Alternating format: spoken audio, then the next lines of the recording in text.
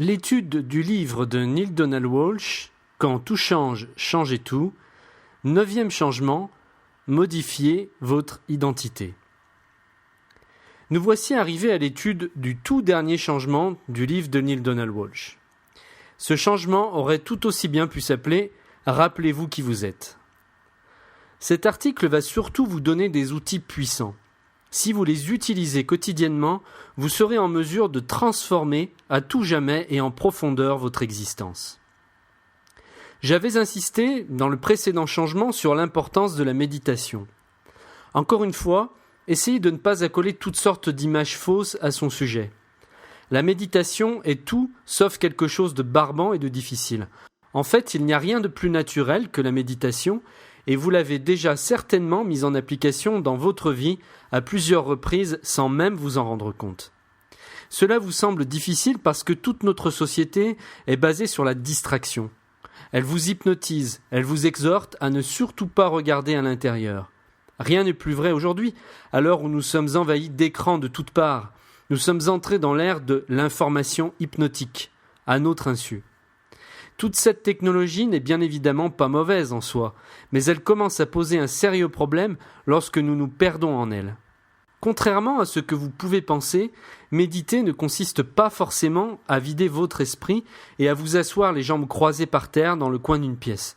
Elle peut prendre d'autres formes, comme celle de vous concentrer sur quelque chose. Il est très difficile de vider son esprit, voire presque impossible, et si vous connaissez des personnes dans votre entourage qui vous expliquent ce qu'est la méditation, en vous disant qu'il ne faut penser à rien, demandez-leur si elles le font vraiment ou si elles font semblant. Pour ma part, je n'ai jamais vraiment réussi à tenir plus de quelques minutes en ne pensant à rien. C'est possible, mais très difficile de tenir plus d'une minute sans aucune pensée. Par contre, il est possible de se concentrer sur un objet ou sur une émotion et de pratiquer cette discipline partout où vous êtes. Chez vous, dehors, lorsque vous vous promenez et même au travail. Plusieurs fois dans la journée, concentrez-vous sur un objet. Si vous vous promenez dans un parc, focalisez toute votre attention sur une fleur pendant quelques secondes et si vous le pouvez, 1 ou 2 minutes. Si vous marchez dans la rue, l'objet de votre concentration peut être une voiture, un chien, un arbre, la devanture lumineuse d'un magasin. Portez-y vraiment toute votre attention et si vous le pouvez, sur les sensations que vous éprouvez. Pendant que vous le faites, toutes les pensées vont s'arrêter automatiquement. C'est ce que nous appellerons la pause méditative. Cela ne demande que quelques minutes, quelques secondes sans avoir de contraintes géographiques. Faites-le à temps perdu dans les files d'attente et dans les embouteillages plutôt que de vous énerver. En pratiquant cet exercice sérieusement et régulièrement, vous allez faire monter d'un cran votre niveau de conscience. Cela vous ramènera dans l'ici maintenant en excluant les formes pensées parasites car rappelez-vous ceci à chaque instant, tout ce qui est en dehors du présent est illusion. Tout ce qui ne se déroule pas dans le présent est une pure fabrication du mental, une chimère.